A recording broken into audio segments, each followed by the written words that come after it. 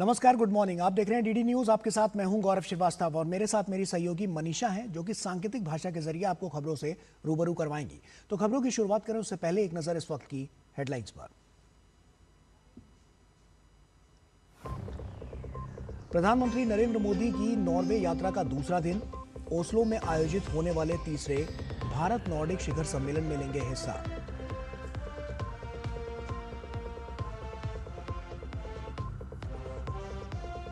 भारत और नॉर्वे ने संबंधों को हरित स्तर की रणनीति साझेदारी तक बढ़ाया।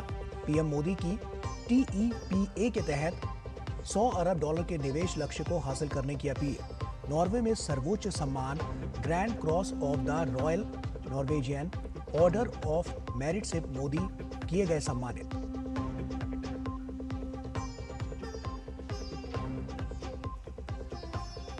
पांच देशों की यात्रा के अंतिम चरण में प्रधानमंत्री नरेंद्र मोदी आज पहुंचेंगे इटली। विभिन्न क्षेत्रों में भारत की रणनीतिक साझेदारी को मजबूत करना यात्रा का उद्देश्य।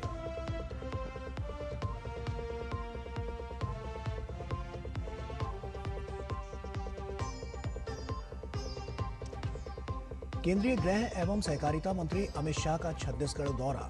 मध्य क्षेत्रीय परिषद की 26वीं बैठक की करेंगे अध्यक्षता। 4 राज्यों के मुख्यमंत्री होंगे शामिल।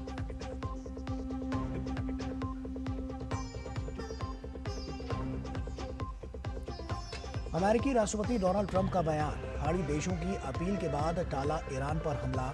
ईरान पर एक बार फिर डाला संघर्ष विराम की शर्तों को मानने का दबाव।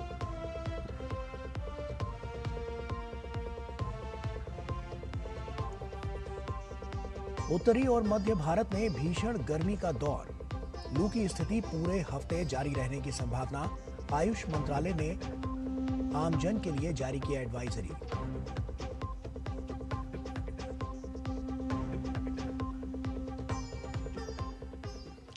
और आइए अब शुरुआत करते हैं। प्रधानमंत्री नरेंद्र मोदी इस वक्त नॉर्वे की यात्रा पर हैं।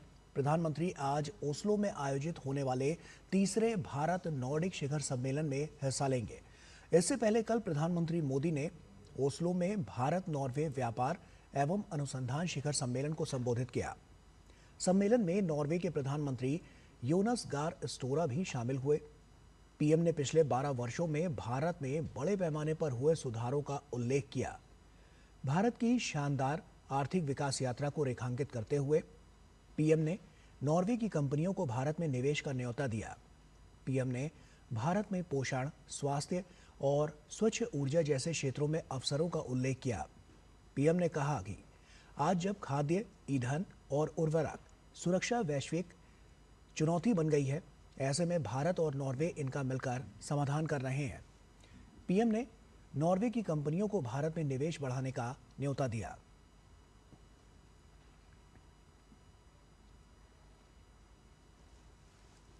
और वहीं प्रधानमंत्री मोदी को नॉर्वे के राजा ने देश के सर्वोच्च सम्मान grand cross of the royal Norwegian order of merit से सम्मानित किया। इसके साथ ही प्रधानमंत्री मोदी को अब तक दुनिया के विभिन्न देशों द्वारा दिए गए अंतर्राष्ट्रीय सम्मानों की संख्या 32 हो गई है। प्रधानमंत्री मोदी को यह सम्मान वैश्विक मंच पर भारत की बढ़ती भूमिका, अंतर्राष्ट्रीय कूटनीति में सक्रिय भागीदारी और नॉर्वे के साथ सहयोग को नई दिशा देने के लिए दिया गया है। प्रधानमंत्री मोदी को यह सम्मान ऐसे समय मिला है जब भारत यूरोप समेत दुनिया के प्रमुख शक्ति केंद्रों के साथ अपने संबंधों को नई मजबूती दे रहा है। प्रधानमंत्री ने इस अवार्ड को देश की जनता को समर्पित किया। साथ ही पीएम ने इसे भारत और नॉर्वे के बीच अटूट मित्रता का प्रतीक सम्मान बताया।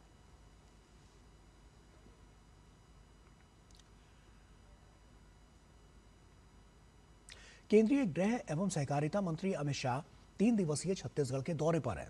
वे आज बस्तर जिले के जगदलपुर में मध्य क्षेत्रीय परिषद की 26वीं बैठक में शामिल होंगे। इस बैठक में छत्तीसगढ़ के मुख्यमंत्री विष्णुदेव साय, मध्य प्रदेश के मुख्यमंत्री मोहन यादव और उत्तराखंड के मुख्यमंत्री पुष्कर सिंह धामी भी मौजूद रहेंगे। उत्तर प्रदेश के मुख्यमंत्री योगी आदित्यनाथ के भी बैठक में शामिल होने की संभावना है। जगदलपुर में पहली बार केंद्रीय गृह एवं सहकारिता मंत्री की अध्यक्षता में ये महत्वपूर्ण बैठक आयोजित की जा रही है। इस महत्वपूर्ण बैठक में शामिल होने के लिए छत्तीसगढ़ पहुंचे यादव और धामी का राज्य के मुख्यमंत्री विष्णुदेव साय ने स्वागत किया। इस दौरान साय ने दोनों मुख्यमंत्रियों के साथ विभिन्न समसामयिक विषयों पर चर्चा भी की।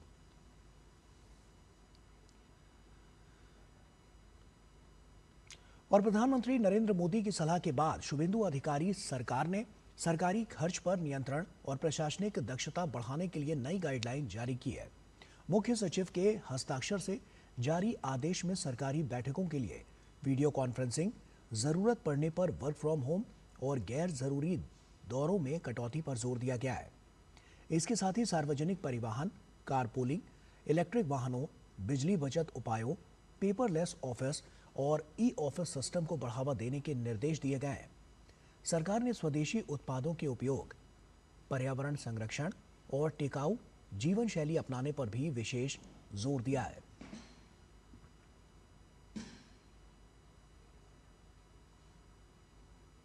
पश्चिम एशिया में जारी संघर्ष के बीच केंद्र सरकार ने स्पष्ट कहा है कि देश में पर्याप्त मात्रा में कच्चा तेल, एलपीजी और प्राकृतिक गैस उपलब्ध है। साथ ही ईंधन और गैस की आपूर्ति पूरी तरह सामान्य है। पेट्रोलियम एवं प्राकृतिक गैस मंत्रालय के अनुसार पश्चिम एशिया के संकट के कारण ईंधन और गैस की आपूर्ति प्रभावित जरूर हुई है, लेकिन देश में ईंधन और गैस का पर्याप्त भंडार मौजूद है। वहीं रसायन एवं उर्वरक मंत्रालय के अनुसार देश में पर्याप्त उर्वरक मौजूद है। सरकार स्टॉक्स पर लगातार नजर बनाए हुए है। पोत परिवहन और जलमार्ग मंत्रालय ने बताया कि सभी भारतीय सी फेयर्स सुरक्षित हैं और भारतीय फ्लैग वेसल्स या भारतीय क्रू वाले विदेशी फ्लैग वेसल्स से जुड़ी कोई घटना रिपोर्ट नहीं हुई है।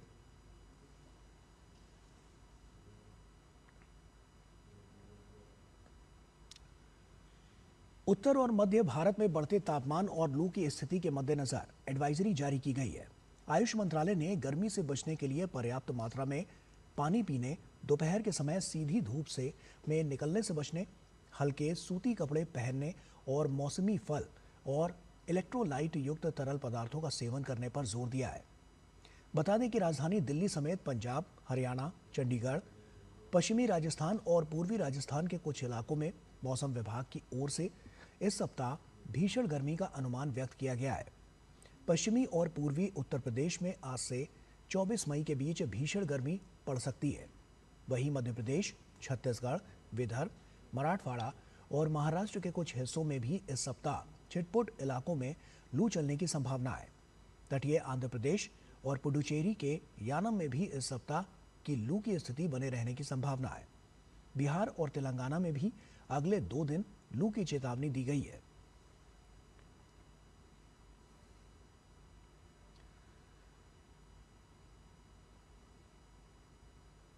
और वहीं ईरान के साथ चल रहे युद्ध को लेकर अमेरिकी राष्ट्रपति डोनाल्ड ट्रंप ने एक बार फिर से बड़ा बयान दिया है। ट्रंप ने ट्रुथ सोशल मीडिया के जरिए बताया है कि खाड़ी देशों के अपने सहयोगियों के अनुरोध पर उन्होंने ईरान पर होने वाले सैन्य हमले को रद्द कर दिया है। इससे पहले उन्होंने ईरान को धमकी दी थी कि ईरान के पास समझौता करने के लिए समय कम बचा है, वरना युद्ध विराम के बाद लड़ाई फिर से शुरू हो जाएगी। हालांकि राष्ट्रपति ट्रंप ने हमले की योजना के बारे में कोई विस्तृत जानकारी नहीं दी है, लेकिन कहा कि उन्होंने अमेरिकी सेना को निर्देश दिया है कि अगर कोई स्वीकार्य समझौता नहीं होता तो वे किसी भी क्षण ईरान पर बड़ा हमला करने के लिए तैयार रहें। ट्रंप हफ्तों से धमकियां दे रहे हैं कि अगर ईरान समझौता नहीं करता है तो अप्रैल के मध्य में हुआ युद्ध विराम खत्म हो सकता है।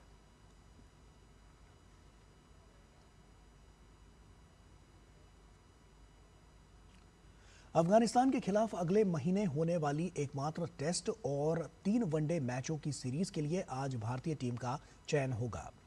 जब राष्ट्रीय चयनकर्ता भारतीय टीम का चयन करेंगे, तब तेज गेंदबाज जसप्रीत बुमराह के कार्यभार प्रबंधन और रोहित शर्मा की मैच फिटनेस पर विशेष चर्चा हो सकती है। इस बात की संभावना कम है कि बुमराह को दोनों प्रारूपों के लिए चुना जाएगा। वहीं रोहित शर्मा की फिटनेस भी चिंता का विषय बनी हुई है। आईपीएल के दौरान हैमस्ट्रिंग चोट के कारण वो मुंबई इंडियंस के कई मुकाबलों से बाहर रहे थे। पंजाब किंग्स के खिलाफ पिछले मैच में भी उन्होंने केवल इम्पैक्ट प्लेयर के रूप में बल्लेबाजी की थी। ऐसे में चयनकर्ता उन्हें तभी टीम में शामिल करेंगे जब वो पूरी तरह से फिट होंगे। दूसरी ओर विराट कोहली ने आईपीएल में शानदार फॉर्म दिखाकर अपनी उपयोगिता फिर से साबित की है। जम्मू कश्मीर को ऐतिहासिक रणजी ट्रॉफी खिताब दिलाने वाले आकिब नबी भी चयनकर्ताओं की चर्चा का हिस्सा बन सकते हैं। आईपीएल का फाइनल 31 मई को अहमदाबाद में खेला जाना है, जबकि 6 जून से अफगानिस्तान के खिलाफ एकमात्र टेस्ट मैच खेला जाएगा। वनडे मैच धर्मशाला, लखनऊ और चेन्नई में 14, 17 और 20 जून को खेले जाएंगे।